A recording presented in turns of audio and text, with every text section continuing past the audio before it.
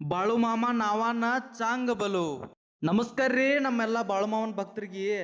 ಮುಂಜಾನೆ ಜಿಟಿ ಜಿಟಿ ಮಳ್ಯಾಗ ನಾವು ತಿಂಡಿಲಿ ತಯಾರಾಗಿ ನಮ್ಮ ದೋಸ್ತ ಹಂಗ ನಮ್ಮ ರಾಕೆಟ್ ತಗೊಂಡ ನಾವು ಎಲ್ಲಿ ಹೊಂಟಿದೀವಪ್ಪ ಅಂದ್ರೆ ಅದ್ಮಾಪುರ್ ಬಾಳು ಮಾಮಗ್ರಿ.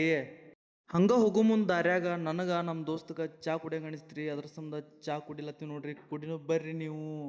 ಹಂಗ ಚಾ ಕುಡ್ದು ಹೊರಗೆ ಬರೋ ಜಿಟಿ ಜಿಟಿ ಮಳಿ ಐತಿತ್ರಿ ಕೆಟ್ಟ. ಅದ್ರ ಸಂಬಂಧ ನಮ್ಮ ರಾಕೆಟ್ಗೆ ಮಳ್ಯಾಗ ಹೋದ್ರೆ ನೆಗಡಿ ಬರ್ತೈತ್ರಿ. ಅದ್ರ ಸಂಬಂಧ ನಿಂತೀವಿ ನೋಡ್ರಿ ಮಳಿ ನಿಲ್ಲತಕ.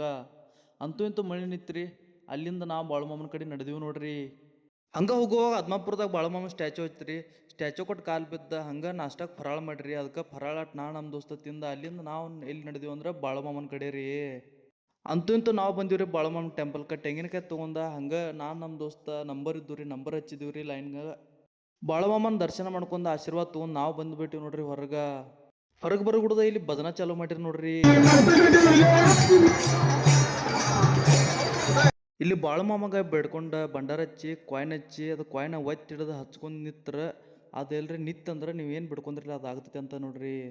ನಮ್ಮ ದೋಸ್ತ್ ಹಚ್ಚತ್ತ ನೋಡ್ರಿ. ಅಲ್ಲಿಂದ ಅನ್ನ ಪ್ರಸಾದ ಐತ್ರಿ. ಅದ್ರ ಸಂಬಂಧ ನಮ್ಮ ದೋಸ್ತ ಪ್ರಸಾದ ತಗೋಬೇಕಂತ ಬಂದೀವಿ ನೋಡ್ರಿ. ಹಂಗ ಅನ್ನ ಪ್ರಸಾದ ಊಟ ಇಲ್ರಿ. ಉಪವಾಸ ಇದ್ದವ್ರು ಶಾಬುದಾನಿ ಬಿ ಮಾಡಿರಿ ನೋಡ್ರಿ.